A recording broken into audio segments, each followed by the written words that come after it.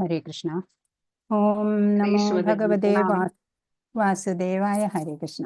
ഓം നമോ ഭഗവതേ വാസുദേവായ. ഓം അജ്ഞാനതിമിരാന്തസ്യ ജ്ഞാനാഞ്ജനശലാഖയ ചക്ഷുരുന്മീലിതം യേന തസ്മൈ ശ്രീ ഗുരവേ നമഃ. ഹേ കൃഷ്ണ കരുണാ സിന്ധോ ദീനബന്ധോ ജഗത്പദേ ഗോപേശ ഗോപികാകാന്ത രാധാകാന്ത നമോസ്തുതേ. തപ്തകാഞ്ചന ഗൗരാംഗീ രാധേ വൃന്ദാവനേശ്വരി വൃഷഭാനുസുതേ ദേവി പ്രണമാമി ഹരിപ്രിയേ. നമോ വിഷ്ണുപാദായ കൃഷ്ണപ്രേഷ്ഠായ ഭൂതലേ ശ്രീമദേ ഭക്തിവേദാന്ത സ്വാമിനീതി നാമിനേ. നമസ്തേ സാരസ്വതേ ദേവേ ഗൗരവാണി പ്രചാരിണേ നിർവിശേഷ ശൂന്യവാദി പാശ്ചാത്യദേശതാരിണേ. നമോ വിഷ്ണുപാദായ കൃഷ്ണപ്രേഷ്ഠായ ഭൂതലേ ശ്രീമദേ ജയപതാക സ്വാമിനീതി നാമിനേ. നമാചാര്യപാദായ നിതായ കൃപപ്രദായിനേ ഗൗരകഥാദാമദയ നഗരഗ്രാമതാരിണേ.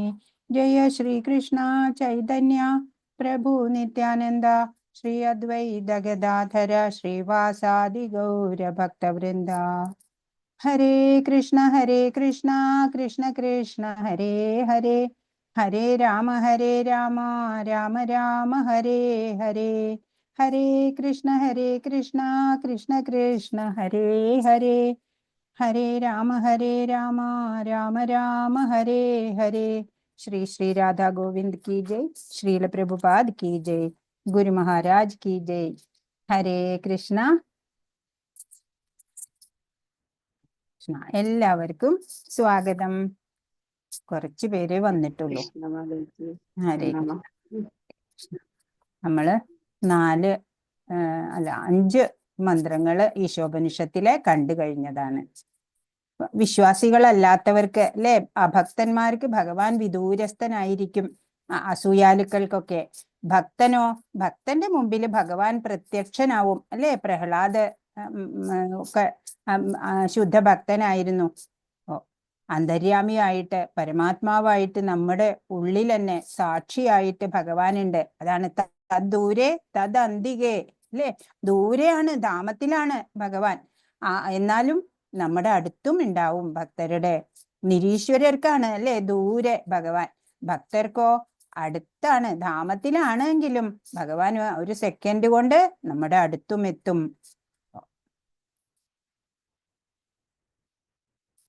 അമൃതവും അക്ഷയവും ശാശ്വതവും ആത്യന്തിക സുഖത്തിന്റെ മൂലസ്ഥാനവുമായ ബ്രഹ്മത്തിന്റെ അടിസ്ഥാനവും ഞാൻ തന്നെയാണ് എന്ന് ഭഗവാൻ പറഞ്ഞിട്ടുണ്ട്. ഭഗവാൻ എല്ലായിടത്തുമുണ്ട് എന്ന് കഴിഞ്ഞ മന്ത്രങ്ങളിലൊക്കെ നമ്മൾ കണ്ടു. ഇനി ഇതില് 6ാമത്തെ മന്ത്രത്തില് ഏകത്വ ദർശനം, എല്ലായിടവും പരമേശ്വരനെ ദർശിക്കുന്നു. ഇതും ഒരു ആരാധനയാണ് എന്നാണ് ഈ 6ാമത്തെ മന്ത്രം പറഞ്ഞു തരുന്നത് നമുക്ക്. യസ്തു സർവാണി ഭൂതാനി ആത്മന്യേവാനുപശ്യതി സർവഭൂതേഷു ചാത്മാനം തതോ ന വിജുഗുപ്സതേ. യസ്തു സർവാണി ഭൂതാനി ആത്മന്യേവാനുപശ്യതി സർവഭൂതേഷു ചാത്മാനം തതോ ന വിജുഗുപ്സതേ. ഒന്നും കൂടെ ഒന്ന് വായിക്കൂ ആരെങ്കിലും.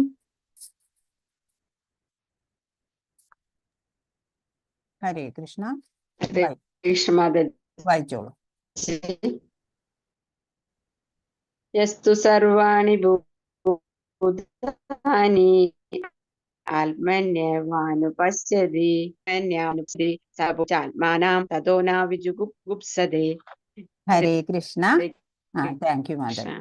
ഏതൊരുവൻ ഭഗവാനുമായി ബന്ധപ്പെടുത്തി സകലതിനെയും ദർശിക്കുന്നുവോ, സർവജീവരാശികളെയും അവിടുത്തെ വിഭിന്ന അംശങ്ങളായി കരുതുന്നുവോ, ഏതൊരുവൻ സർവ്വതിലും പരമപുരുഷനെ ദർശിക്കുന്നുവോ, ആ വ്യക്തി ഒന്നിനെയും വെറുക്കുന്നില്ല. നമ്മള് പഠിച്ചു അല്ലെ. വിദ്യാവിനയ സമ്പന്നേ ബ്രാഹ്മണേ ഗവിഹസ്തിനി ശുനി ചൈവ സ്വഭാഗേജ പണ്ഡിത സമദർശിന എന്ന് പഠിച്ചു അല്ലെ. പണ്ഡിതൻ, ജ്ഞാനി, എല്ലാത്തിലും ആ ഭഗവത് അംശത്തിനെ, ഭഗവത് ചൈതന്യത്തെയാണ് കാണുന്നത്. വിവേചന ഇല്ല അല്ലെ. ഉച്ചനീചത്വങ്ങളൊന്നും അറിയുന്നില്ല. അങ്ങനെയുള്ള ആൾക്ക് ഒന്നിനെയും വെറുക്കാനും സാധിക്കില്ല. എല്ലാത്തിലും പരമപുരുഷനെ ഭഗവാനെയാണ് കാണുന്നത്. നമ്മളൊക്കെയും എല്ലാ ജീവജാലങ്ങളും ഭഗവാന്റെ തടസ്ഥ ശക്തിയിൽ വരുന്നതാണ് അല്ലേ? ഇപ്പോ ഇവിടെ എന്താ പറയുന്നേ? മന്ത്രം 4. എന്തുകൊണ്ടാണ് അത്തരം ആളുകൾക്ക് ഭഗവാന്റെ സ്ഥാനം മനസ്സിലാക്കാൻ കഴിയാത്തതെന്ന് വിശദീകരിക്കുന്നു. ഭക്തരല്ലാത്തവർക്ക് അല്ലെങ്കിൽ അസൂയാലുക്കൾക്ക്, ആസുരിക സ്വഭാവമുള്ളവർക്ക് ആണ് പറയണത്. അവൻ ഭൗതിക കണക്കുകൂട്ടലുകൾക്ക് അതീതനാണ്. അങ്ങനെ അവൻ സ്വയം വെളിപ്പെടുത്തുമ്പോൾ മാത്രമേ അറിയൂ. മന്ത്രം 5 ഈ ചർച്ച തന്നെയാണ് തുടരണത്. ഭഗവാൻ അചിന്തനീയമായ ശക്തികളുണ്ടെന്ന് വിവരിക്കുന്നു. അത് അവൻ ഇഷ്ടപ്പെടാത്തവർക്ക് ഭഗവാനെ അജ്ഞാതനാക്കുന്നു. ഭഗവാനെ കുറിച്ചുള്ള ജ്ഞാനം ആർക്കാ കിട്ടുക? ഭഗവത് സേവനം ചെയ്ത് അല്ലേ കൃഷ്ണാവബോധത്തോടെ വസിക്കുന്നവർക്കാണ് ഭഗവാനെ കുറിച്ചിട്ട് ജ്ഞാനം ഉണ്ടാവുക. അല്ലാത്തവർക്ക് ഭഗവാനെ കുറിച്ച് അജ്ഞരായിരിക്കും. മന്ത്രം 6 എല്ലായിടത്തും കൃഷ്ണനെ കാണാൻ കഴിയുന്ന മഹാഭാഗവതത്തിന്റെ വീക്ഷണത്തെ വിവരിക്കുന്നു. ഇനി 7-ാമത്തേൽ എന്താണ്? മന്ത്രം 6 അവതരിപ്പിച്ച മഹാഭാഗവതത്തിന്റെ ബോധത്തെ വിവരിക്കുന്നു. മന്ത്രം 8 മന്ത്രം 6-ലും 7-ലും വിവരിച്ചിരിക്കുന്നത് പോലെ മഹാഭാഗവതങ്ങളാൽ അറിയപ്പെടുന്ന ഭഗവാന്റെ ചില ഗുണങ്ങളെ വിവരിക്കുന്നു. അതുകൊണ്ടാണ് 6, 7, 8 നമ്മൾ ഒന്നിച്ച് തന്നെ പറയുന്നത്.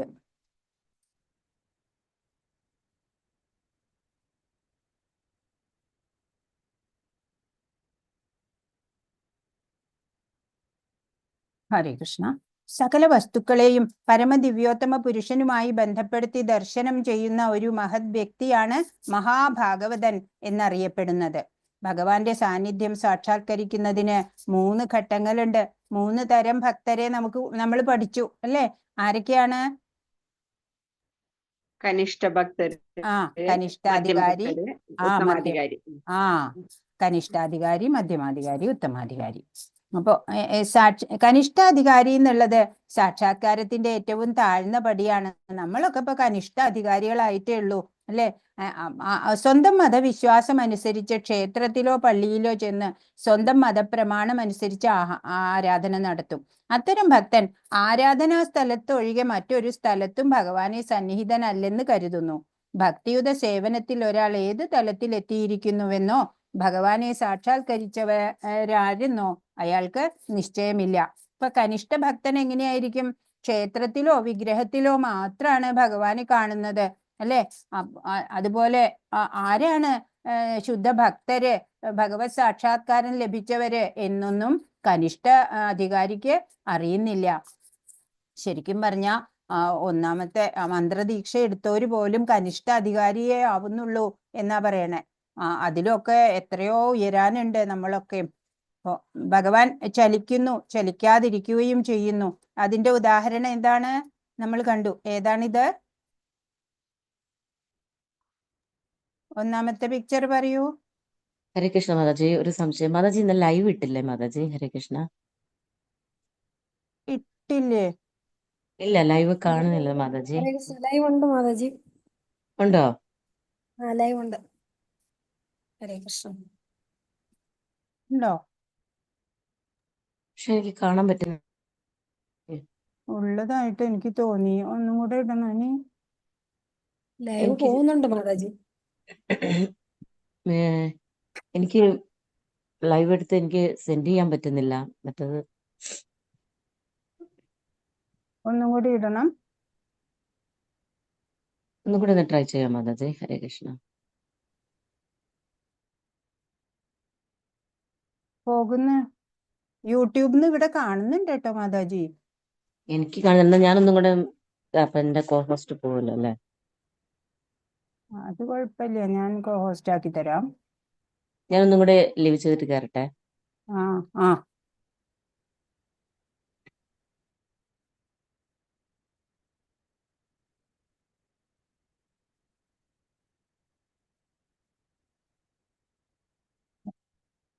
അഞ്ജന മാതാജിക്ക് ലൈവ് എടുക്കാൻ പറ്റുന്നുണ്ടോ? ഹരേ ഹരേ കൃഷ്ണ. കൃഷ്ണ മാതാജി. ഉണ്ട് മാതാജി. ഇപ്പൊ ശരിയായിട്ടുണ്ട് മാതാജി. ഹരേ കൃഷ്ണ, ഇപ്പൊ ശരിയായിട്ടുണ്ട്. ഓക്കെ ആയില്ലേ? ഓക്കെ. അപ്പൊ മാതാജിയെ കോ ഹോസ്റ്റ് ആക്കണം അല്ലേ?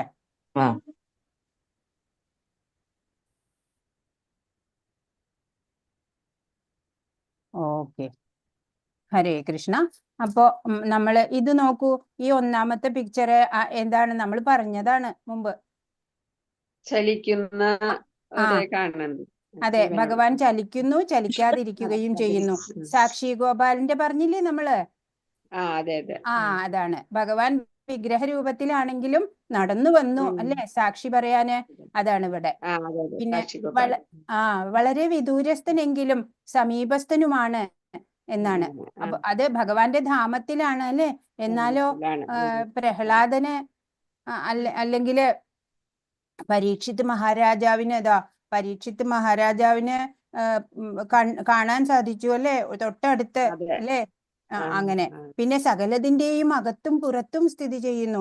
അതും ഇതന്നെ ഉദാഹരണം നമുക്ക് പറയാൻ പറ്റും. എന്താണ് അല്ലെ, പരീക്ഷിത്ത് മഹാരാജാവിന്റെ അതെ, അങ്ങനെയാണ് അത് ഉദാഹരണം. ഭഗവാന്റെ അപ്പൊ വിശേഷതകളാണ് ഇവിടെ പറയണേ. ചലിക്കുന്നു, ചലിക്കാതിരിക്കുകയും ചെയ്യുന്നു, വിദൂരസ്ഥനെങ്കിലും സമീപസ്ഥനുമാണ്, സകലതിന്റെയും അകത്തും പുറത്തും സ്ഥിതി ചെയ്യുന്നു. അപ്പൊ മന്ത്രം 6 നമ്മൾ കണ്ടു.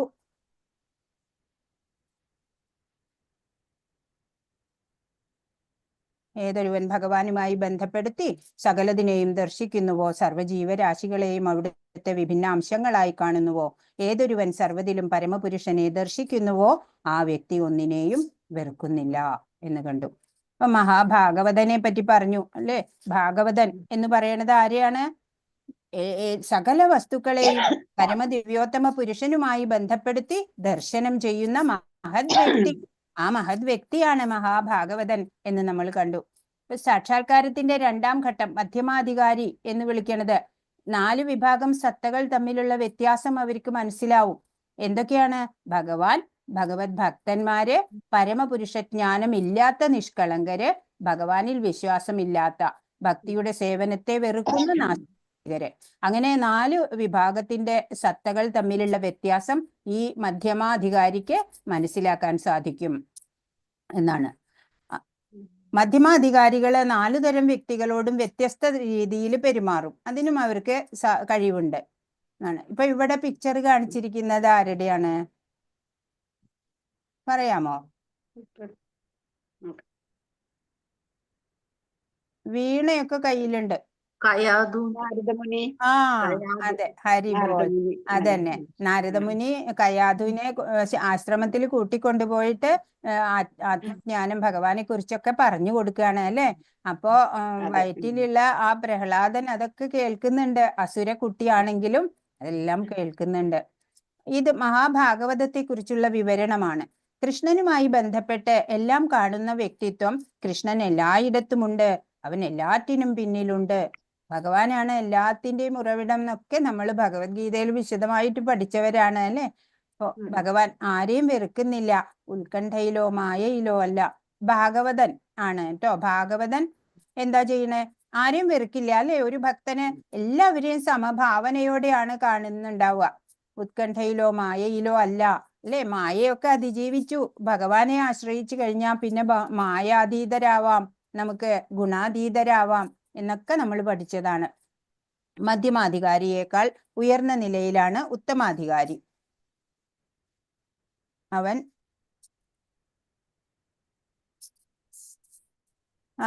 അവനെല്ലാം ഭഗവാനുമായി ബന്ധപ്പെടുത്തി ദർശിക്കുന്നു. അത്തരമൊരു ഭക്തൻ നാസ്തികനെന്നോ ആസ്തികനെന്നോ ഉള്ള ഭേദമില്ലാതെ എല്ലാവരെയും ഈശ്വരന്റെ ഭാഗങ്ങളായി ദർശിക്കുന്നു.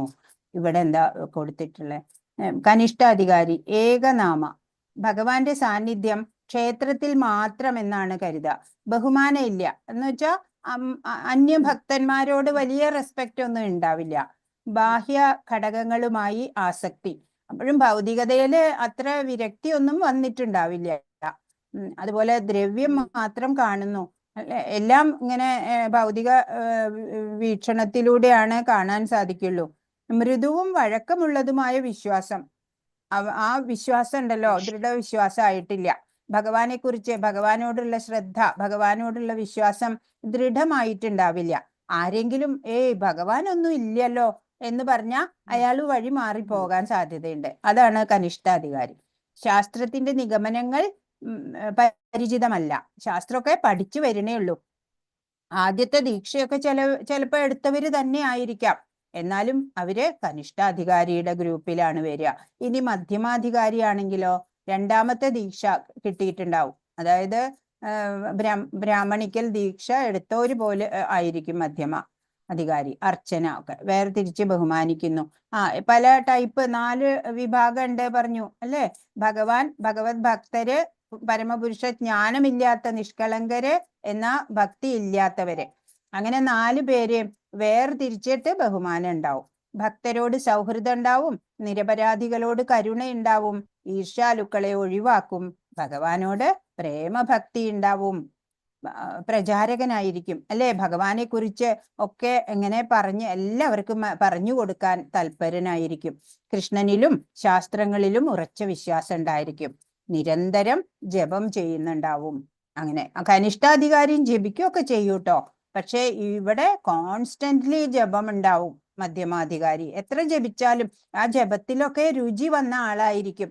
16 മാല, മിനിമം 16 മാല എന്ന് പറയുന്നു അല്ലെ? നമ്മളൊക്കെ ജസ്റ്റ് 16ൽ നിർത്താം. അങ്ങനെയല്ല, ഇവരൊക്കെ മധ്യമാധികാരികളൊക്കെ 16 കഴിഞ്ഞാലും വീണ്ടും ഒരു 16 മാല കൂടെ എന്ന് പറഞ്ഞിട്ട് ജപിക്കും. ഇനി ഉത്തമാധികാരിയാണെങ്കിലോ വ്യതിചലിക്കാത്ത ഭക്തിയുത സേവനം, വിമർശന പ്രവണതയിൽ നിന്ന് മുക്തനാവും. ആരെന്ത് പറഞ്ഞാലും അല്ലെ, നന്മ നിന്ദിച്ചാലും സ്തുതിച്ചാലും ഒന്നും ഒരു വ്യത്യാസവും ഇല്ല. അങ്ങനെ ദൃഢമായിട്ടുള്ള ആ ഭക്തി ഉണ്ടാവും. വ്യവസായാത്മിക ബുദ്ധി എന്ന് നമ്മൾ പഠിച്ചു അല്ലെ ഗീതയില്? എല്ലാ ജീവജാലങ്ങളും പൂർണ്ണമാണ്, ആത്മാവിനെ മാത്രം കാണുന്നു അല്ലെ? ഈ ഭൗതിക ശരീരം, ഈ സ്ഥൂല ശരീരത്തിന് എന്ത് സംഭവിച്ചാലും ആ ഉത്തമ ഭക്തന് ഒരു ചാഞ്ചല്യവും ഉണ്ടാവില്ല. അചഞ്ചലമായ വിശ്വാസാണ്. ആര് എന്തൊക്കെ പറഞ്ഞാലും ആ വിശ്വാസത്തിൽ നിന്ന് വ്യതിചലിക്കില്ല. ആത്മാരാമനായിരിക്കും. അവൻ മറ്റുള്ളവരെ ജപിക്കാൻ പ്രേരിപ്പിക്കുന്നു, എല്ലാവരെയും ഉയർത്തുന്നു. ഗുരുവാണ് അല്ലെ? നമ്മുടെയൊക്കെ ദീക്ഷാ ഗുരു. അദ്ദേഹം ഉത്തമ അധികാരിയാണ്. അപ്പോ 3 അധികാരികളുടെ വിശേഷതകള്, വ്യത്യസ്തതകള് ഒക്കെ നമ്മൾ മനസ്സിലാക്കണം. ഉത്തമ അധികാരികളെ അനുകരിക്കുന്നവരെ ഒഴിവാക്കുന്നതാണ് നല്ലത്. അവഗണിക്കുക, എന്താ പറയുന്നു? ഉത്തമ അധികാരികളെ അനുകരിക്കരുത് നമ്മള്. നിങ്ങൾ അവരോട് പ്രചാരണം ചെയ്യുകയാണെങ്കിൽ നിങ്ങൾ അവരോട് അസൂയപ്പെടുന്നുവെന്ന് അവർ ചിന്തിച്ചേക്കാം. നിങ്ങൾ അവരെ അവഗണിക്കുകയാണെങ്കിൽ കരുണ നൽകുന്ന ഒരു മാർഗം തങ്ങൾ അത്ര പുരോഗമിച്ചിട്ടില്ലെന്ന് അവർ മനസ്സിലാക്കിയേക്കാം. അപ്പോ ഈ നാസ്തികരുടെ വിചാരമാണ് അല്ലെ, ഈ ആരെയും ഭക്തന്മാരെ ഒന്നും അവർക്ക് ഒരു റെസ്പെക്റ്റോ ആദരവോ ഒന്നും ഉണ്ടാവില്ല. അസൂയയാണ് അങ്ങനെയുള്ളവരുടെ ഒക്കെ. ഒരുപാട് ശിഷ്യഗണങ്ങളൊക്കെ അവർക്ക് ഉണ്ടാവും. അതൊക്കെ കാണുമ്പോൾ ഇവർക്ക് ഈ മിഥ്യാചാരന്മാരെയാണ് ഇവിടെ കാണിച്ചിട്ടുള്ളത്. അവർക്ക് അസൂയയാണ് ഉണ്ടാവുക. അപ്പോ അവരുടെ മേലും ഉത്തമ അധികാരി അങ്ങനെയുള്ളവരുടെ അടുത്തും കരുണ കാണിക്കും. അനുപശ്യതി എന്ന് പറഞ്ഞാൽ പിന്തുടരുക. പിന്തുടരുക, പശ്യതി ദർശിക്കുക. അപ്പൊ ശാസ്ത്ര ചക്ഷുസ് ചെവികളിലൂടെ കാണുക എന്നാ പറയാ. അതായത് ഈ നമ്മൾ കേട്ടിട്ടാണ് നമ്മൾ അറിവ് സമ്പാദിക്കണേ. അപ്പൊ നമുക്ക് ആ കേൾക്കുമ്പോ ആ ഭാവനയിൽ നമ്മൾ കാണുന്നുണ്ട് അല്ലേ എല്ലാം. പണ്ടൊക്കെ, ഇപ്പോഴൊക്കെ എല്ലാം നമുക്ക് വീഡിയോ കാണാൻ പറ്റും. പക്ഷെ പണ്ടൊക്കെ ആ ചെവികളിലൂടെ വിവരണം, ഗുരുവിന്റെ വിവരണം കേട്ടിട്ട് നമ്മൾ അത് ഭാവന ചെയ്ത് കാണുകയാണ് ചെയ്യണത്. അനുപശ്യതി. അപ്പോ കാഴ്ച വികസിപ്പിക്കുക. അതുള്ളവരെ പിന്തുടർന്ന് അവർക്ക് ലഭിച്ച ആശയങ്ങളും അറിവുകളും അംഗീകരിക്കുക. വസ്തുക്കളെ നഗ്നനേത്രങ്ങളാൽ കാണാൻ ശ്രമിക്കുന്ന രീതിയല്ല വേണ്ടത്. മറിച്ച് ഉയർന്ന ദർശനമുള്ള പൂർവിക ആചാര്യന്മാരെ, ജ്ഞാനിന തത്വദർശിന അല്ലെ നമ്മൾ പഠിച്ചത്, പിന്തുടരുകയാണ് വേണ്ടത്. ഭഗവത്ഗീതയിൽ പറയണത് തന്നെ. അപ്പോ പൂർവ്വ ആചാര്യന്മാരെ പിന്തുടരണം. അങ്ങനെയുള്ള ഭക്തരെ നമ്മൾ പേര് അറിയാം നമുക്ക്. എന്താണ് പേര്? പൂർവ്വ ആചാര്യന്മാരുടെ കാലടികളെ പിന്തുടരുന്ന ഭക്തി, വ്രജവാസികളുടെ ഭക്തി, അവര് രാഗാത്മികര്. നമ്മള് രാഗാനുഗ ഭക്തര്. രാഗാനുഗ ഭക്തര്. അതാണ് ഇവിടെ പറയണത്. അപ്പൊ ആ പൂർവ്വ ആചാര്യന്മാരെ പിന്തുടരുക, രാഗാനുഗ ഭക്തരാവണം നമ്മള് എന്നാണ്. ഉന്നത സ്രോതസ്സുകളിൽ നിന്ന് അറിവ് നേടാതെ ഒരാൾക്ക് ശരിയായ ദർശനം സാധ്യമാവുകയില്ല. ഏറ്റവും ഉന്നതമായ പ്രഭവസ്ഥാനം ഭഗവാനാൽ സ്വയം അരുളപ്പെട്ട വൈദിക വിജ്ഞാനം തന്നെയാണ്. ഇതാണ് ശബ്ദബ്രഹ്മൻ, വെളിപാട്, ആചാര്യന്മാരുടെയും ശാസ്ത്രങ്ങളിലെയും വചനം സമാനമാണ് എന്ന്. അപ്പോ അനുപശ്യതി എന്ന് പറഞ്ഞാല് പിന്തുടർന്ന് ദർശിക്കുക. അതായത് ഈ നമ്മള് കേട്ടുകൊണ്ട് ചെവി കൊണ്ട് ദർശിക്കുക എന്നുള്ളത് ആണ്.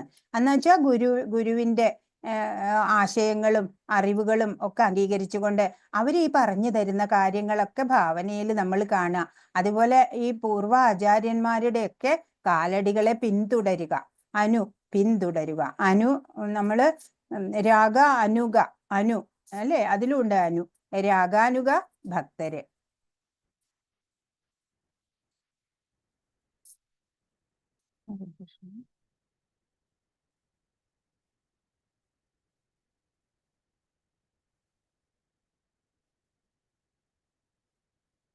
കാഴ്ചയുടെ 2 ലെവലുകള്. ഉത്തമാധികാരിയെ നമ്മൾ പറഞ്ഞു, എല്ലാം ഭഗവാനുമായി ബന്ധപ്പെടുത്തി ദർശിക്കുന്നു. അത്തരം ഒരു ഭക്തൻ നാസ്തികനെന്നോ ആസ്തികനെന്നോ ഭേദമില്ലാതെ എല്ലാവരെയും ഒരുപോലെ കാണുന്നു. നായിൽ കുടികൊള്ളുന്ന ഈശ്വരാംശം എല്ലാം ബ്രാഹ്മണനായാലും അല്ലെ ആനയായാലും എല്ലാം ഒരേ ഭഗവത് അംശമാണെന്ന് കണ്ട് ഉത്തമാധികാരി. ഇപ്പൊ ഉത്തമാധികാരിയെ അനുകരിച്ച് ബാഹ്യമോടിയായി ഏകത്വവും സൗഹൃദവും പുലർത്തുകയും എന്നാൽ ശാരീരിക നിലവാരത്തിൽ പ്രവർത്തിക്കുകയും ചെയ്യുന്നവൻ കപട മനുഷ്യ സ്നേഹികൾ മാത്രമാണ്. അവിടെ മിഥ്യാചാരന്മാരെ മുമ്പ് കാണിച്ചു അല്ലേ നമ്മള്. ഇവിടെ മിഥ്യാചാരന്മാര് അത് അനുകരിക്കുക. ഉത്തമ അധികാരിയെ അനുകരിച്ചിട്ട് ബാഹ്യമായിട്ട് പലതൊക്കെ ചെയ്യുക.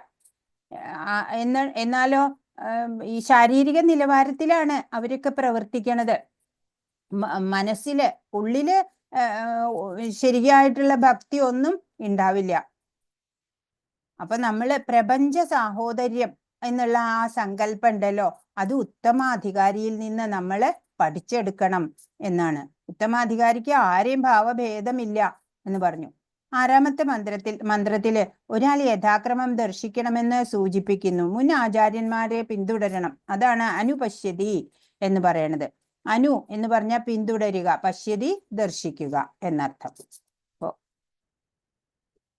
വൈദിക സത്യങ്ങളൊക്കെ പരമപുരുഷനിൽ നിന്ന് ബ്രഹ്മാവിന് കിട്ടി. ബ്രഹ്മാവ് പിന്നെ നാരദർക്ക്, നാരദനിൽ നിന്ന് വ്യാസദേവനിൽ നിന്ന് ശിഷ്യന്മാർക്ക്, അങ്ങനെ ഗുരു ശിഷ്യ പരമ്പരയിലൂടെ വന്നു ചേരുകയാണ് ചെയ്തത്. മുൻകാലങ്ങളിലെ വേദ സന്ദേശങ്ങളൊന്നും എഴുതി സൂക്ഷിക്കണ പതിവല്ല. ജനങ്ങൾ ബുദ്ധിശക്തി കൂടിയവരായിരുന്നു. മൂർച്ചയേറിയ ഷാർപ്പായിരുന്നു അവരുടെയൊക്കെ മെമ്മറി പവർ. അങ്ങനെ ഉത്തമ വിശ്വാസമുള്ള ആത്മീയ ഗുരുവിൽ നിന്ന് ഒരൊറ്റ പ്രാവശ്യം കേട്ട് കഴിഞ്ഞാല് കാര്യങ്ങളൊക്കെ ഉൾക്കൊള്ളാൻ കഴിവുള്ളവരായിരുന്നു അന്നത്തെ ജനങ്ങള്. ഇന്നിപ്പോ നിരവധി വ്യാഖ്യാനങ്ങളുണ്ട് അല്ലെ. വ്യാസദേവന്റെ ഗുരു ശിഷ്യ പരമ്പരയിൽ വരുന്നവരുടെ അല്ലാത്ത വ്യാഖ്യാനങ്ങൾ നമ്മള് പഠിച്ചിട്ട് കാര്യമില്ല. ശ്രീല വ്യാസദേവന്റെ അവസാനത്തേതും പരിപൂർണവും ഉദാത്തവുമായ കൃതി ശ്രീമദ് ഭാഗവതമാണ്. ഇത് വേദാന്ത സൂത്രത്തിന്റെ ആധികാരിക വ്യാഖ്യാനമാണ്. ഭഗവാൻ സ്വയം അരുളി ചെയ്തതും വ്യാസദേവൻ ഗ്രന്ഥരൂപത്തിലാക്കിയതുമായ ഭഗവത്ഗീതയുമുണ്ട്. ഇവയാണ് ഏറ്റവും പ്രധാനപ്പെട്ട ദൃശ്യശാസ്ത്രങ്ങൾ. ഭഗവത്ഗീതയിലെയോ ശ്രീമദ് ഭാഗവതത്തിലെയോ തത്വങ്ങൾക്ക് വിരുദ്ധമായ വ്യാഖ്യാനങ്ങൾ അനധികൃതങ്ങളാണ്.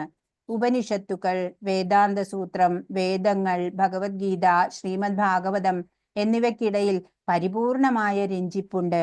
വ്യാസദേവന്റെ ശിഷ്യ പരമ്പരയിൽ നിന്ന് ശിക്ഷണം ലഭിക്കാതെ ആരും വേദങ്ങളെ കുറിച്ചുള്ള നിഗമനങ്ങളിൽ എത്തിച്ചേരാൻ ശ്രമിക്കരുത്. ഇവിടെ എന്താണ് കാഴ്ചയുടെ 2 ലെവലുകൾ. ഞാൻ കാണുന്നു എന്ന് പറഞ്ഞു, ഞാൻ കേൾക്കുന്നു, ഞാൻ അംഗീകരിക്കുന്നു. ഹൃദയം കൊണ്ട് കാണുക, പ്രമാണികളെ സ്വീകരിക്കുക എന്നത് കാണാനുള്ള ഒരു മാർഗമാണ്. അതായത് ശാസ്ത്രത്തിലെ പ്രമാണങ്ങളൊക്കെ നമ്മൾ സ്വീകരിക്കുക, അത് തന്നെ ഒരു ഉൾക്കാഴ്ചയുള്ളത് കൊണ്ടാണ് നമുക്കത് സാധിക്കുന്നത്. ഈ ഭൗതിക ലോകത്ത് നമ്മൾ കാണുന്ന പലതും നമ്മുടെ കാഴ്ചപ്പാട്, നമ്മുടെ മനോഭാവം എന്നിവയെ ആശ്രയിച്ചിരിക്കുന്നു. ഹൃദയത്തിന്റെ അവസ്ഥയനുസരിച്ച് നാം ഗ്രഹിക്കുന്നു. ഓരോരുത്തരും പല ലെവലിലാണ് അല്ലെ. ഓരോരുത്തരുടെയും കഴിവുകള് അതൊക്കെ ഒരേ ടൈപ്പല്ല. നമുക്ക് അറിയാം 4 ലക്ഷം തരം മനുഷ്യരുണ്ട് എന്ന്. അപ്പൊ അത് അവരുടെ ആ ബോധമണ്ഡലത്തിന്റെ തലങ്ങളെയാണ് കാണിക്കുന്നത്. പലരും പല തലത്തിലായിരിക്കും. ചിലർക്ക് പെട്ടെന്ന് ഗ്രഹിക്കാൻ സാധിക്കും, ചിലർക്കോ വളരെ ശ്രമിച്ചിട്ടേ ഗ്രഹിക്കാനൊക്കെ സാധിക്കുന്നുണ്ടാവുള്ളൂ. അങ്ങനെ പിന്നെ ഓരോരുത്തരുടെ ആറ്റിറ്റ്യൂഡ് അനുസരിച്ചാണ്. ചിലവരൊക്കെ എന്താ പറയാ, എല്ലാം നെഗറ്റീവായിട്ട് തിങ്ക് ചെയ്യും, നെഗറ്റീവായിട്ടേ കാണുള്ളൂ പറയുള്ളൂ. ചിലവരോ എല്ലാത്തിനെയും പോസിറ്റീവായിട്ട് കാണാൻ ശ്രമിക്കും. അപ്പൊ നമ്മുടെ ആ ആറ്റിറ്റ്യൂഡ് ഉണ്ട് അല്ലെ, ഭഗവാനിൽ ഉറച്ച വിശ്വാസമുള്ളവർക്ക് എപ്പോഴും നല്ല ചിന്തകള്, നല്ല പ്രവൃത്തികൾ ഉണ്ടാവും. യസ്യ ബ്രഹ്മണി രമതേ ചിത്തം നന്ദതി നന്ദതി നന്ദത്യേവ എന്ന് അല്ലെ ഭജഗോവിന്ദത്തിൽ പറഞ്ഞിട്ടുണ്ട്. അപ്പൊ എപ്പോഴും ഭഗവാൻ ഉണ്ട് എന്നുള്ള ആ ഉറപ്പുള്ള ആൾക്ക് എല്ലാ കാര്യങ്ങളും, പിന്നെ ദുഃഖം ഉണ്ടാവില്ല, വിഷമം ഉണ്ടാവില്ല, നിരാശ ഉണ്ടാവില്ല അല്ലെ. അപ്പൊ എല്ലാം ആനന്ദകരമായിട്ട് ദർശിക്കാൻ സാധിക്കും. ബുദ്ധി എന്നത് വസ്തുതകളെ ശരിയായ കാഴ്ചപ്പാടിലൂടെ വിശകലനം ചെയ്യാനുള്ള കഴിവാണ്. അപ്പോ ബുദ്ധി എന്ന് പറഞ്ഞാൽ എന്താണ്? വസ്തുതകളെ ശരിയായ കാഴ്ചപ്പാടിലൂടെ വിശകലനം ചെയ്യാനുള്ള കഴിവാണ് ബുദ്ധി. അതൊക്കെ ഒന്ന് നമ്മൾ എഴുതി വെക്കണം. ഇപ്പൊ ഒരാൾ ചോദിച്ചു എന്ന് വിചാരിക്കുക, അപ്പൊ നമുക്ക് പറഞ്ഞു കൊടുക്കാൻ കഴിയണം. ഞാനൊന്ന് എഴുതി വെക്കട്ടെ കേട്ടോ. വസ്തുതകളെ, അതായത് എനിക്ക് ലെവൽ 1 ഒരാൾ ചോദിച്ചു, വസ്തുതകളെ ശരിയായ കാഴ്ചപ്പാടിലൂടെ വിശകലനം ചെയ്യാനുള്ള കഴിവ്. എല്ലാരും എഴുതി വെച്ചോളൂ കേട്ടോ. ഡിഫൈൻ ചെയ്യാൻ പറഞ്ഞ, ഇന്റലിജൻസിനെ ഡിഫൈൻ ചെയ്യാൻ പറഞ്ഞാൽ നമുക്ക് പറഞ്ഞു കൊടുത്തൂടെ? അതിനു വേണ്ടിയിട്ട് ചോദ്യങ്ങളാണ് ഇനി. അപ്പോ ഉത്തമ അധികാരി ശരീരത്തിനുള്ളിൽ സ്ഥിതി ചെയ്യുന്ന ആത്മാവിനെ ദർശിച്ച് സേവിക്കുന്നു. അപ്രകാരം ഭൗതിക വശങ്ങളും സ്വാഭാവികമായും നിർവഹിക്കപ്പെടുന്നു. അപ്പോ ഏതാണ് ചോദ്യം?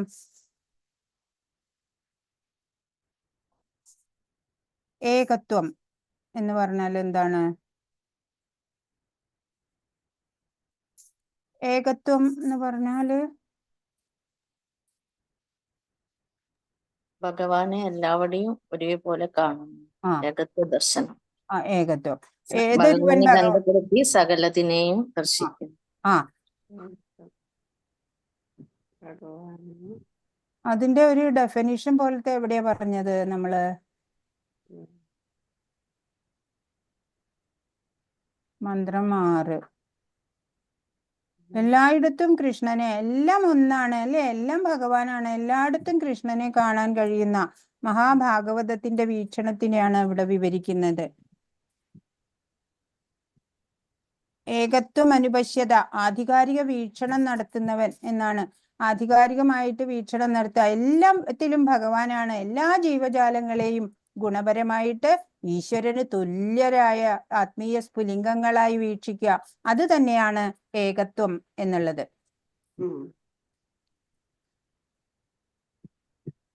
ഇനി അനുപശ്യതി എന്നാണെങ്കിലോ, ശാസ്ത്രങ്ങളെയും ആചാര്യന്മാരെയും പിന്തുടർന്ന് അനുവർത്തിക്കുക അല്ലെ, പിന്തുടർന്നു വരിക, അതാണ് അനുപശ്യതി എന്ന് പറഞ്ഞാല്.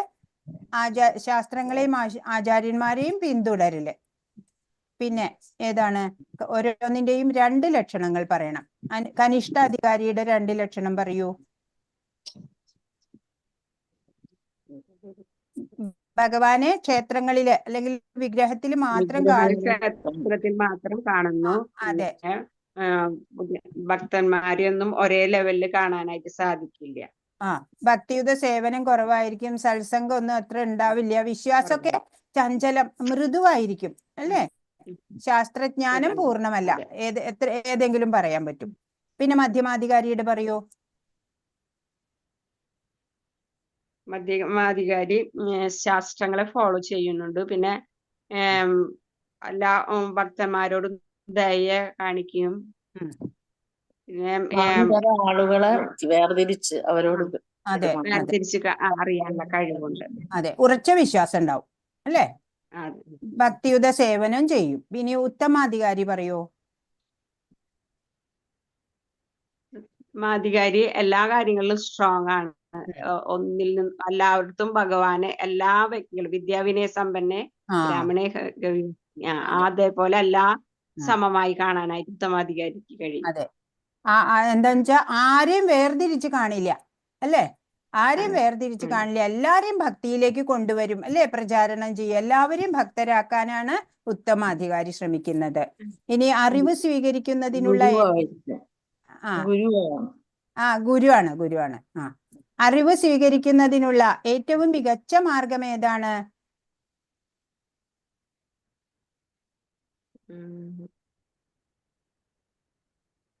ശബ്ദപ്രമാണല്ലേ? കേട്ടിട്ടല്ലേ അറിവ് കിട്ടണേ? ശബ്ദപ്രമാണം. ശബ്ദം കേട്ടോ, അതാണ്. ഹരേ കൃഷ്ണ. 6 മന്ത്രം 7. അപ്പൊ ഇത് 6ത്തെ മറക്കരുത്. മന്ത്രം 7. യസ്മിൻ സർവാണി ഭൂതാനി ആത്മൈവാഭൂത് വിജാനത തത്ര കോ മോഹക ശോക ഏകത്വം അനുപശ്യത.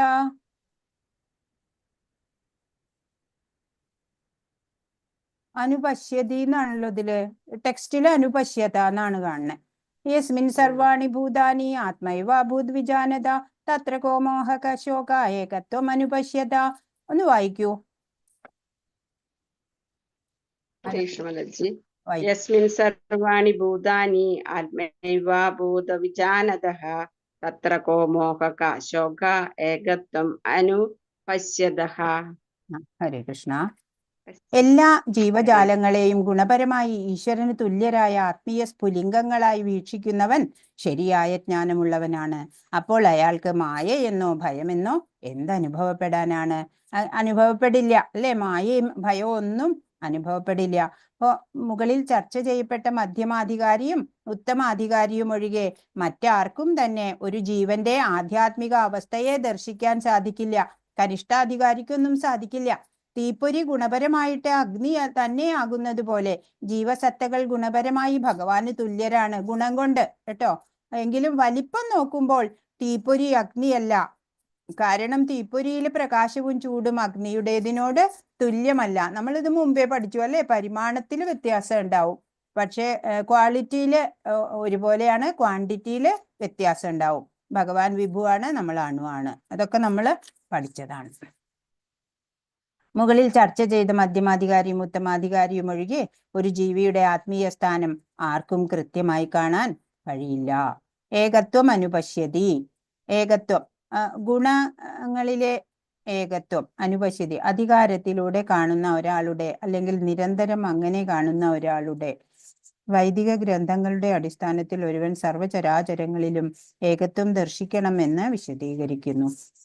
വേദശാസ്ത്രങ്ങളുടെ അഭിപ്രായം അനുസരിച്ചിട്ട് ഏകത്വം അനുപശ്യത എന്ന പ്രയോഗം എല്ലാ ജീവരാശികളിലും ഏകത്വം ദർശിക്കണം എന്ന് സൂചിപ്പിക്കുന്നു.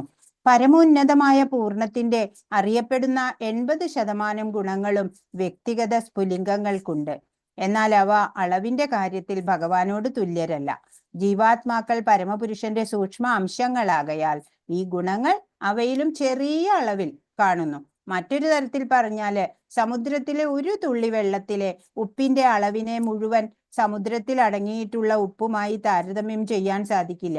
എന്നാൽ രാസഘടനാപരമായിട്ട് ഒരു തുള്ളി ജലത്തിലെ ഉപ്പിന് സമുദ്രത്തിലെ മുഴുവനുമായിട്ടുള്ള ഉപ്പിന്റെ ഗുണങ്ങളും ഉണ്ടായിരിക്കും. അപ്പൊ ഗുണപരമായും പരിമാണത്തിലും വ്യക്തിഗത ജീവസത്ത ഭഗവാന് സമനാണെങ്കിൽ ഭൗതിക ശക്തിക്ക് വിധേയനാവുക എന്ന പ്രശ്നം തന്നെ ഉണ്ടാവുമായിരുന്നില്ല.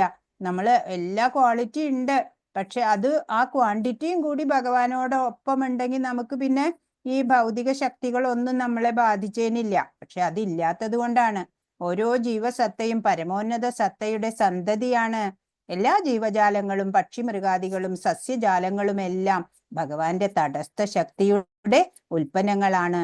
അതുകൊണ്ട് അവയൊക്കെ പരമോന്നത സത്തയുടെ കുടുംബത്തിൽ പെടുന്നു. നമ്മളെല്ലാവരും ഒരേ കുടുംബത്തിൽപ്പെട്ടവരാണ്. എന്നാൽ ഏകത്വം, ഗുണനിലവാരത്തിലെ ഏകത്വം എന്നതിന് അർത്ഥം ജീവിക്കുന്നവൻ പരമോന്നതനായ ഭഗവാനോട് എല്ലാ അർത്ഥത്തിലും തുല്യനാണെന്നല്ല. ഒരു മഹാനായ ഭക്തൻ, മഹാഭാഗവതൻ എല്ലാം പരമാത്മാവിന്റെ ഊർജമായി കാണുന്നു എന്ന അർത്ഥത്തിൽ ഏകത്വം കാണുന്നു. എല്ലാം ഭഗവാന്റെ ഊർജമാണ് അല്ലെ? ഈ തടസ്ഥ ശക്തിയിൽ വരുന്നതൊക്കെ കൃഷ്ണൻ ആത്മീയനാണ്, സത് ചിത്ത അനന്ത വിഗ്രഹം അനന്തമാണ്. നമ്മളും അനന്തം തന്നെയാണ് അല്ലെ?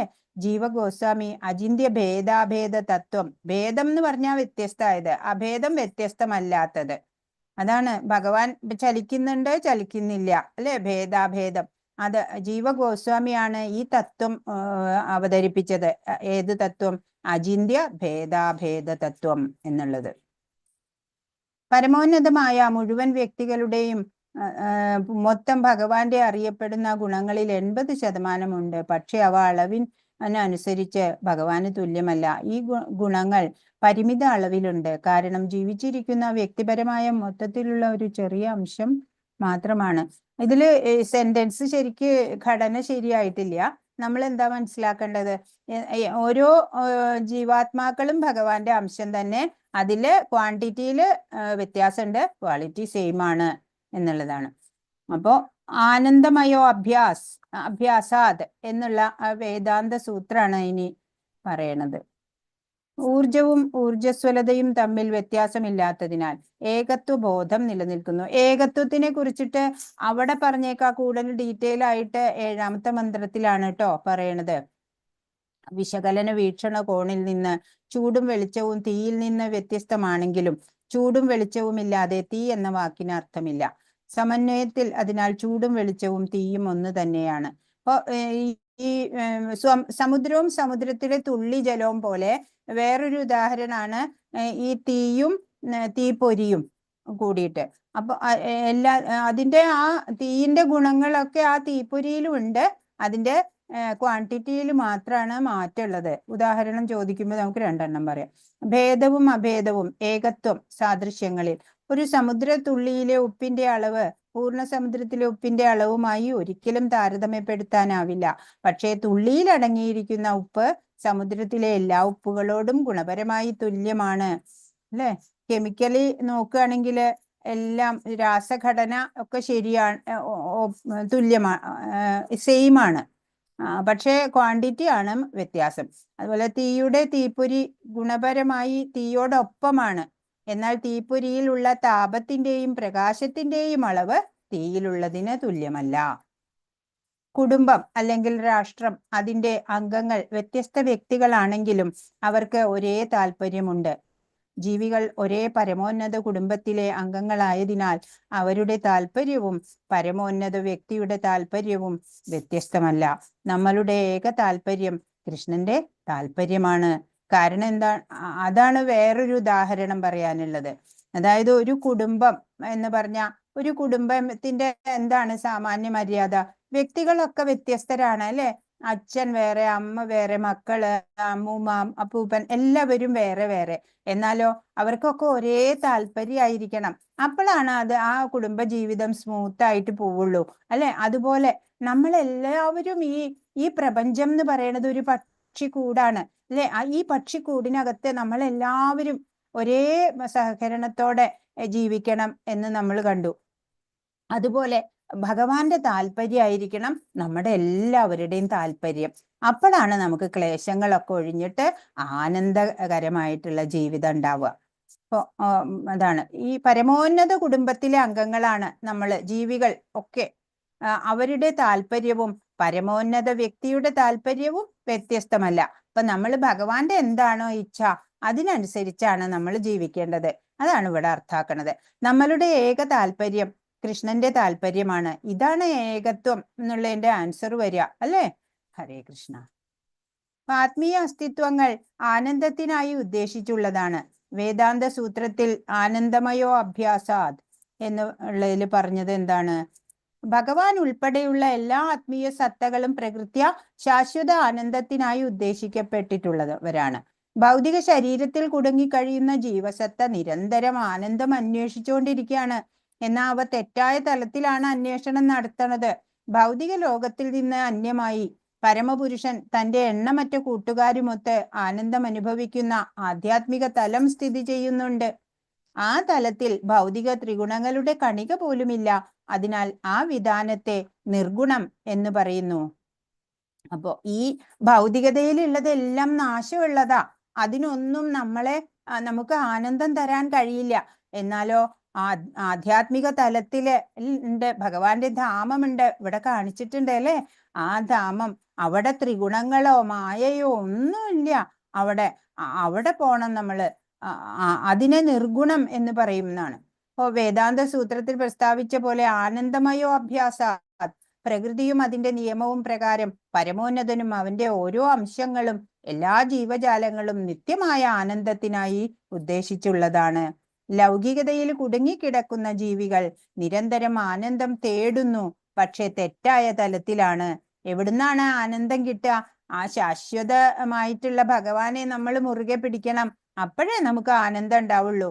അല്ലാണ്ട് ഈ ഭൗതികതയിലുള്ള ഈ നശ്വരമായ അവയിൽ നിന്നൊന്നും നമുക്ക് ഒരു സന്തോഷവും കിട്ടാൻ പോകുന്നില്ല.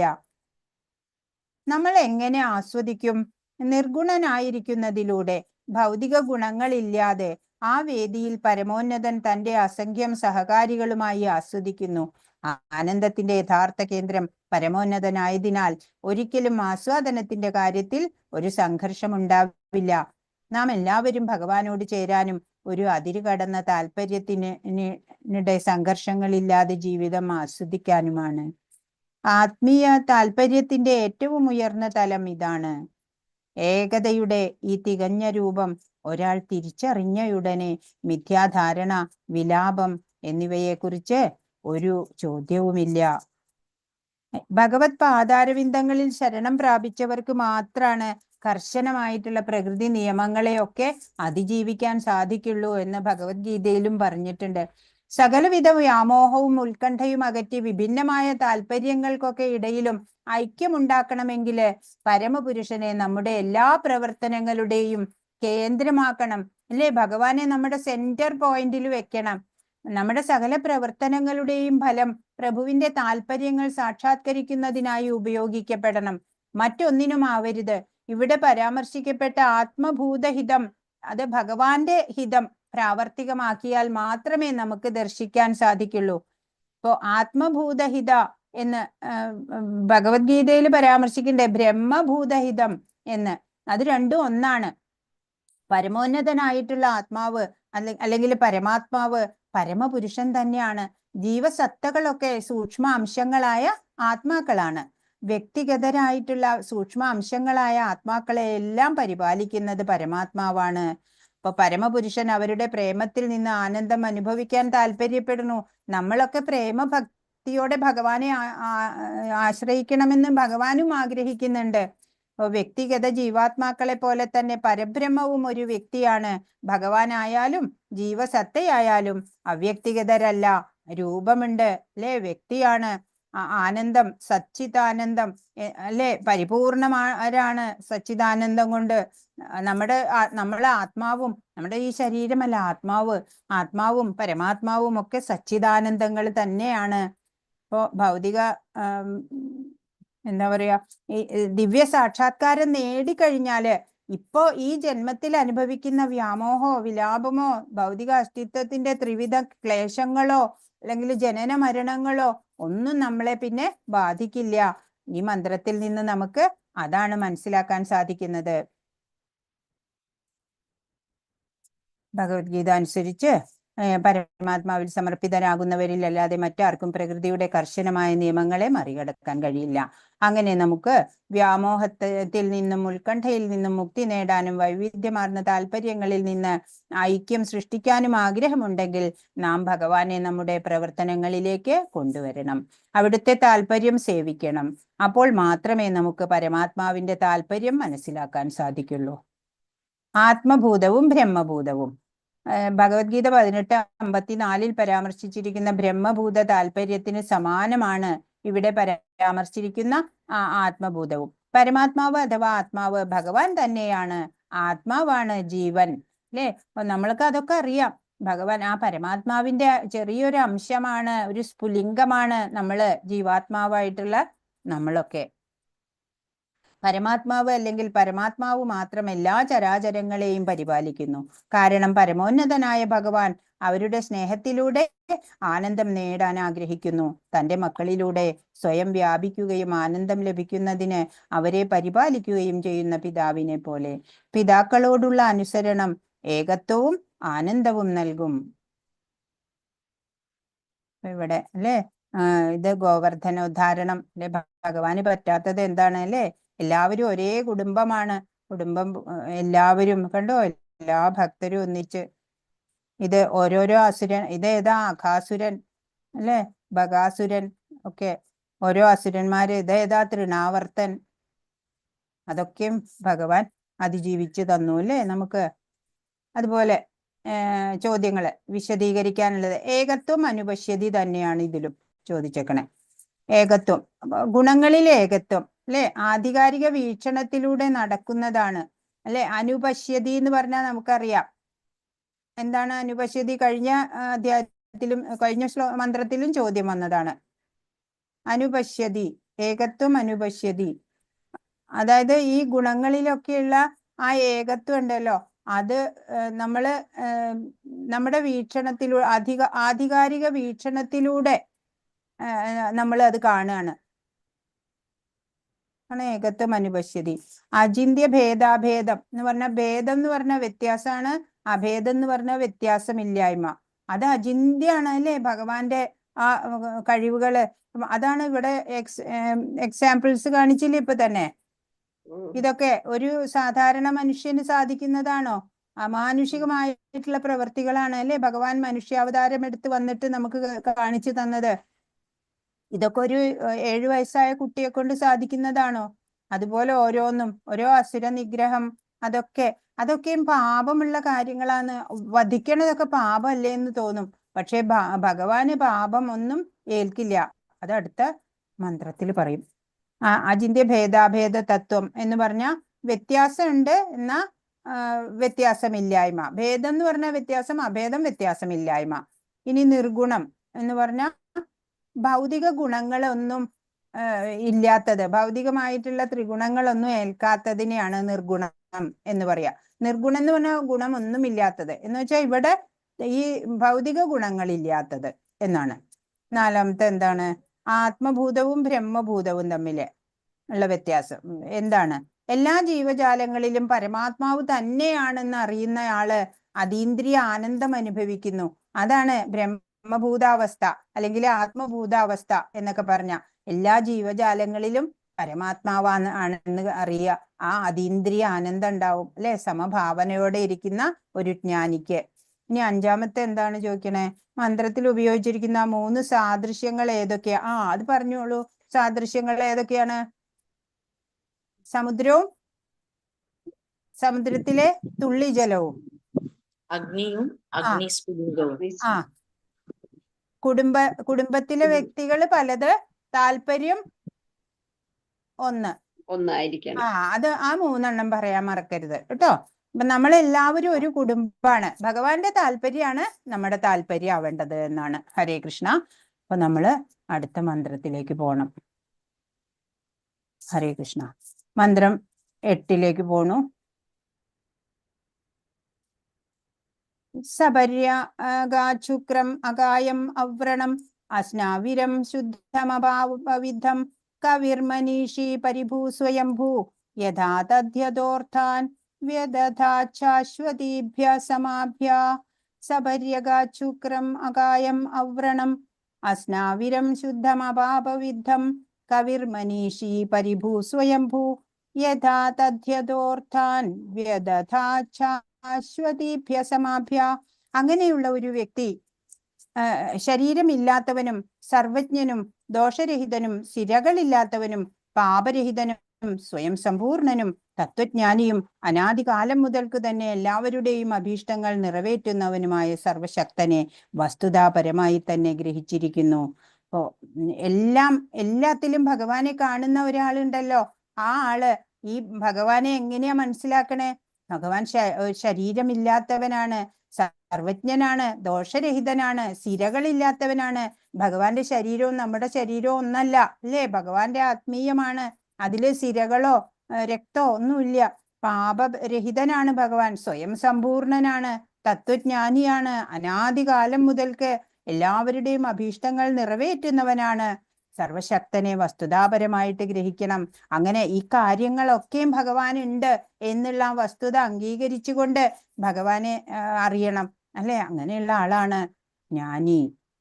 ഭഗവാന്റെ ഗുണങ്ങള്, പരമാത്മാവ് രൂപരഹിതനല്ല. അവന് ഭഗവാന് നമ്മുടേതുപോലുള്ള രൂപമില്ല. പക്ഷേ ഭഗവാന്റേതായ അതീന്ദ്രിയ രൂപമുണ്ട്. ഭഗവാൻ ശരീരരഹിതനാണ്, സിരകളില്ല. അതുകൊണ്ടാണ് ശരീരരഹിതൻ എന്ന് പറയുന്നത്. അതിനർത്ഥം ഭഗവാന്റെ ശരീരവും ആത്മാവും തമ്മിൽ വ്യത്യാസമില്ല എന്നാണ്. അല്ലെങ്കിൽ നമ്മളെ പോലെ പ്രകൃതിയുടെ നിയമം അനുസരിച്ച് ഒരു ശരീരം സ്വീകരിക്കാൻ ഭഗവാൻ നിർബന്ധിതനാകുന്നു. ഇതിപ്പോ ഇവിടെ ഭഗവാൻ സ്വയം യോഗമായ കൊണ്ട് അല്ലെ അവതരിക്കുകയാണ്. ഭഗവാന് തോന്നുമ്പോഴേ നമ്മൾ കർമ്മബന്ധനങ്ങളാലെ വീണ്ടും വീണ്ടും ജന്മം എടുക്കേണ്ടി വരികയാണ്.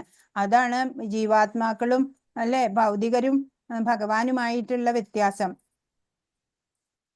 ഭഗവാൻ സമ്പൂർണനാണ്. ഭഗവാനും ഭഗവാന്റെ ശരീരവും മനസ്സും തമ്മിൽ വ്യത്യാസമില്ല, എല്ലാം ഒന്നാണ്. ഭഗവാൻ സർവജ്ഞനാണ്, എല്ലാം അറിയുന്നവനാണ്. സർവശക്തനായ ഭഗവാന് ദ്രവ്യത്തെ ആത്മാവായും ആത്മാവിനെ ദ്രവ്യമായും മാറ്റാൻ കഴിയും, അല്ലെ? ഭഗവാൻ അതുപോലെ നമ്മൾ കൊടുക്കുന്ന നൈവേദ്യം ഉണ്ടല്ലോ, കൈകൊണ്ടോ കാലുകൊണ്ടോ കണ്ണുകൊണ്ടോ ഒക്കെ സ്വീകരിക്കാൻ സാധിക്കും. നമ്മുടെ പോലെയല്ല. അപ്പൊ ഭഗവാന് ഏത് ഇന്ദ്രിയത്തിലൂടെ വേണമെങ്കിലും ഏത് അവയവങ്ങളിലൂടെ വേണമെങ്കിലും സ്വീകരിക്കാനും നൽകാനും എല്ലാം സാധിക്കും. ഭഗവാന്റെ രൂപം, ക്ഷേത്രത്തിലെ ഭഗവാന്റെ അർച്ചന വിഗ്രഹ രൂപം ഭഗവാന്റെ യഥാർത്ഥ രൂപത്തിൽ നിന്ന് വ്യത്യസ്തമല്ല. ഇത് അദ്ദേഹത്തിന്റെ വിപുലീകൃത രൂപമാണ്. ഇത് ആചാര്യന്മാരുടെ അഭ്യർത്ഥനയിൽ ഭഗവാന്റെ സർവശക്തിയാൽ യഥാർത്ഥ രീതിയിൽ പ്രവർത്തിക്കുകയും ചെയ്യുന്നു. നമുക്കറിയാം, ഉദാഹരണം ചോദിച്ചാൽ നമുക്കറിയാം, അല്ലെ? സാക്ഷി ഗോപാല്. അപ്പോ അർച്ചാ വിഗ്രഹം സാക്ഷാത് ഭഗവാൻ തന്നെയാണ്. അല്ലെങ്കിലും ഈ വ്രജവാസികളൊക്കെ അങ്ങനെയാ പറയാ, അല്ലെ? തൂ മൂർത്തി നഹി, തൂ സാക്ഷാത് വ്രജേന്ദ്ര നന്ദൻ ഹേ എന്നാ പറയാ അവര്, അല്ലെ? വ്രജേന്ദ്ര നന്ദനനാണ്. ഓരോ മൂർത്തി കിട്ടുമ്പോഴും അവര് അതാ പറയാ. അപൂർണമായ കണ്ണുകളാൽ ഈ രൂപം ഭൗതികമായി മാത്രം കാണുന്നവർ കനിഷ്ഠ അധികാരികളാണ്. നമ്മളൊക്കെ അല്ലെ ഭഗവാന്റെ ആ രൂപം ഭൗതികതയിലാണ് നമ്മളൊക്കെ വീക്ഷിക്കണത്. ആത്മീയമാണ് ആ രൂപങ്ങളൊക്കെ. അർച്ചാ വിഗ്രഹ രൂപത്തെ ഭഗവാൻ തന്നെയായി വിലമതിക്കാൻ നാം വളരെ ശ്രദ്ധാലുക്കളായിരിക്കണം. അങ്ങനെ വേണം നമ്മൾ കണക്കാക്കാൻ എന്ന്. ഇപ്പൊ ബ്രഹ്മസംഹിതയിൽ 5:1 ഭഗവാനെ സച്ചിത്ത് ആനന്ദ വിഗ്രഹം എന്ന് വിശേഷിപ്പിക്കുന്നു. അതിനർത്ഥം ഭഗവാൻ അതീന്ദ്രിയമായ അസ്തിത്വം, അറിവ്, ആനന്ദം എന്നിവയെ പൂർണ്ണമായും പ്രതിനിധാനം ചെയ്യുന്ന നിത്യരൂപമാണ് എന്നാണ്. ഭഗവാൻ എന്തൊക്കെയാണ്? ഭഗവാൻ സച്ചിത്ത ആനന്ദമാണ്, അല്ലെ? അതിന്റെ അർത്ഥം എന്താണ്? അതീന്ദ്രിയമായ അസ്തിത്വം, അറിവ്, ആനന്ദം ഇതൊക്കെ പൂർണ്ണമായും പ്രതിനിധാനം ചെയ്യുന്ന നിത്യരൂപനാണ് ഭഗവാൻ. ഭഗവത്ഗീതയിൽ എന്താണ് പറഞ്ഞേക്കണേ?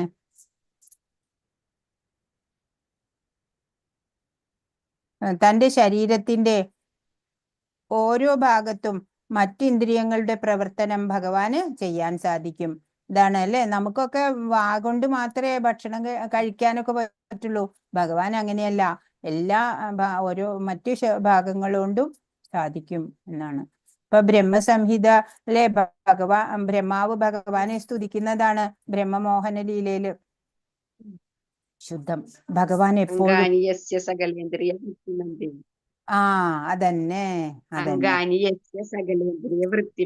അതന്നെ ആ ശ്ലോകാണ് ഇവിടെ പറയേണ്ടത്. ഭഗവാൻ എപ്പോഴും ശുദ്ധനും മലിനമല്ലാത്തവനും ആണെന്ന് സ്ഥിരീകരിക്കാൻ ശ്രീ ഈശോപനിഷത്ത് ഭഗവാനെ എല്ലാ സാഹചര്യങ്ങളിലും ശുദ്ധമായത് എന്ന് വിശേഷിപ്പിക്കുന്നു. ഭഗവാൻ എപ്പോഴും ശുദ്ധനാണ്, അല്ലെ? അതെങ്ങനെയാ നമുക്കൊരു ഉദാഹരണത്തിലൂടെ പറയാ? അത് അവിടെ പറയുന്നുണ്ട്. ഭൂമിയിലെ പല തൊട്ടുകൂടാത്ത സ്ഥലങ്ങളിൽ നിന്നും ഈർപ്പം വേർതിരിച്ചെടുക്കുന്ന സൂര്യനുമായി അദ്ദേഹത്തെ പലപ്പോഴും താരതമ്യപ്പെടുത്താറുണ്ട്. സൂര്യൻ മോശപ്പെട്ട അഴുക്കുചാലിൽ നിന്ന് പോലും ജലത്തിനെ എടുക്കും, അല്ലെ? ജലത്തിനെ ബാഷ്പീകരിച്ചു കൊണ്ടുപോകും. എന്നാ സൂര്യനിൽ എന്തെങ്കിലും മാലിന്യം പറ്റുന്നുണ്ടോ? അതുപോലെയാണ് ഭഗവാൻ എപ്പോഴും ശുദ്ധനാണ്, അല്ലെ? എല്ലാ സാഹചര്യങ്ങളിലും ശുദ്ധനാണ് ഭഗവാൻ. അപാപവിദ് നിത്യശുദ്ധൻ. പാപമേൽക്കില്ല, അപാപം ആണ്. ഭഗവാൻ പാപമായി തോന്നുന്ന വിധത്തിൽ പ്രവർത്തിച്ചാലും ഭഗവാന്റെ പ്രവർത്തനങ്ങളെല്ലാം നല്ലതാണ്, പാപം ബാധിക്കുന്നില്ല.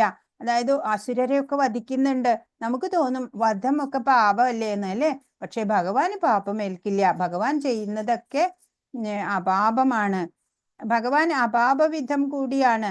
പാപത്തിന് ഭഗവാനെ സ്പർശിക്കാൻ കഴിയില്ല. രോഗപ്രതിരോധം എന്താണ് രോഗ പ്രതിരോധത്തിനുള്ള ശക്തിയുണ്ട് സൂര്യന്റെ കിരണങ്ങൾക്ക്. അതേപോലെയാണ് ഭഗവാന്റെ ശക്തി. അശുദ്ധമായ ഒരു വസ്തു പോലും അവനെ സ്പർശിക്കുന്നതിലൂടെ ശുദ്ധീകരിക്കപ്പെടുമെന്ന അർത്ഥത്തിൽ അവൻ നിത്യശുദ്ധനാണ്. മനീഷിയും പരിഭുവും. കൃഷ്ണൻ സ്വയം പര്യാപ്തനായ തത്വചിന്തകനാണ്. പക്ഷേ ആർക്കും ഭഗവാനെ അറിയില്ല. ഭഗവാനെ പരിഭു എന്നും വിശേഷിപ്പിക്കുന്നു. ഏറ്റവും വലിയവൻ എന്നാണ്. ഭഗവാനോട് സാധനങ്ങൾ ചോദിക്കുന്ന യാചകർ എന്നാണ് മറ്റു ജീവികളെ ഇവിടെ വിശേഷിപ്പിക്കുന്നത്. കൂടാതെ ജീവികൾ ആഗ്രഹിക്കുന്ന കാര്യങ്ങൾ അവൻ നൽകുന്നു. ഭഗവാൻ എല്ലാം ആഗ്രഹിക്കുന്നത് എന്ന് വെച്ചാൽ അർഹതയുള്ളതൊക്കെ ഭഗവാൻ നമുക്ക് ലഭ്യമാക്കി തരും. ഭൗതികതയിൽ നമ്മൾ ചോദിക്കുന്നതൊക്കെ, അല്ലെ? അർഹതയുണ്ടെങ്കിൽ നമുക്കത് കിട്ടും. അസ്തിത്വങ്ങൾ ശക്തിയിൽ ഭഗവാന് തുല്യമാണെങ്കിൽ, അതായത് സർവജ്ഞനും സർവശക്തനും മോക്ഷം എന്ന് വിളിക്കപ്പെടുമ്പോഴും അവർ ഭഗവാനിൽ നിന്ന് യാചിക്കുന്നതിൽ ഒരു ചോദ്യവുമില്ല.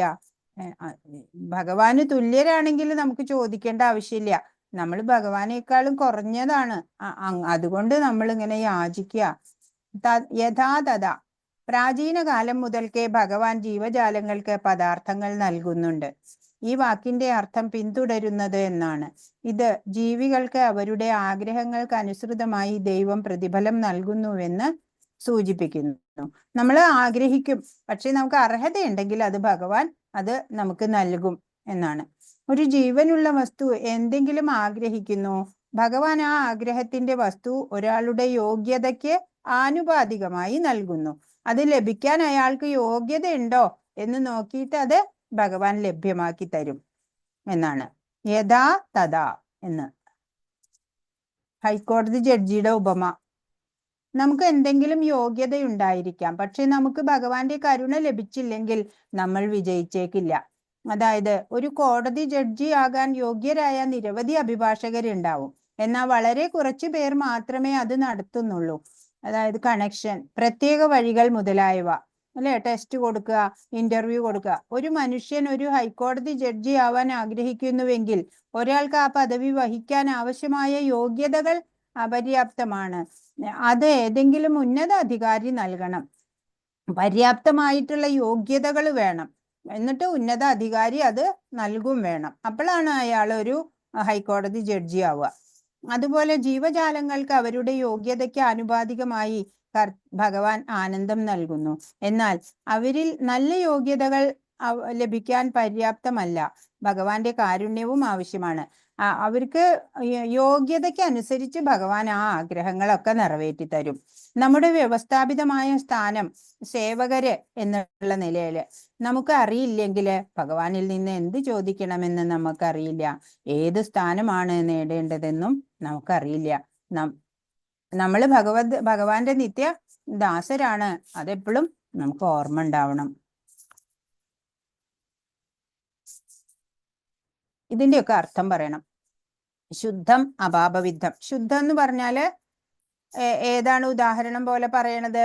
തന്റെ അണുനാശന ശക്തിയിലൂടെ സൂര്യൻ എല്ലാറ്റിനെയും പരിശുദ്ധീകരിക്കുന്നുണ്ട്. അത് അങ്ങനെയാണ്. അതാണ് ഭഗവാൻ ശുദ്ധമാണ്. ഏതുപോലെ? ഈ തന്റെ അണുനാശക ശക്തിയിലൂടെ സൂര്യൻ എല്ലാത്തിനെയും പരിശുദ്ധീകരിക്കുന്നത് പോലെ. അപാപവിദ്ധം എന്ന് പറഞ്ഞാലോ, ഭഗവാൻ പാപരഹിതനാണ്. പാപത്തിന് അവിടുത്തെ തൊടാൻ പോലും കഴിയില്ല. ഭഗവാനെ തൊടാൻ പോലും പാപത്തിന് സാധിക്കില്ല. അതാണ് അപാപവിദ്ധം.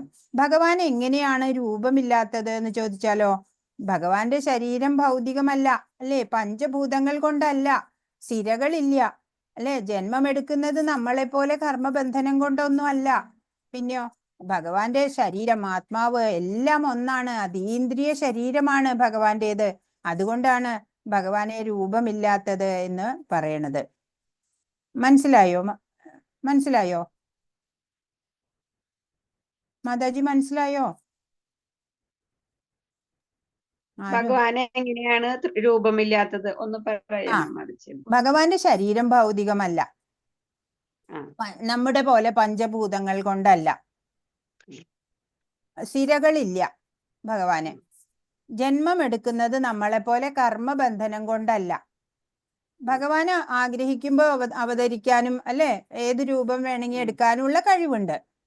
അത് നമ്മളെ പോലെയല്ല. ഭഗവാന്റെ ശരീരവും ആത്മാവും എല്ലാം ഒന്നാണ്, അതീന്ദ്രിയമാണ് എല്ലാം. അതുകൊണ്ടാണ് ഭഗവാന് രൂപമില്ല എന്ന് പറയുന്നത്. മനസ്സിലായോ? ഓ മാതാജി, ഓക്കെ മാതാജി. ഹരേ കൃഷ്ണ. ഹരേ കൃഷ്ണ. സർവം ശ്രീകൃഷ്ണാർപ്പണമസ്തു. ഹരേ കൃഷ്ണ കൃഷ്ണ കൃഷ്ണ ഹരേ ഹരേ, ഹരേ രാമ രാമ രാമ ഹരേ ഹരേ. വാഞ്ചാകൽപതരുഭ്യശ്ച കൃപാസിന്ധുഭ്യേവ ച പതിതാനാം പാവനേഭ്യോ വൈഷ്ണവേഭ്യോ നമോ നമഃ. അനന്തകോടി വൈഷ്ണവ വൃന്ദ കി ജയ്. ശ്രീല പ്രഭുപാദ് കി ജയ്. ഗുരു മഹാരാജ് കി ജയ്. ഹരേ കൃഷ്ണ. ഹരേ കൃഷ്ണ ഹരേ മാതാജി, പ്രണാമം. മാതാജി പ്രണാമം.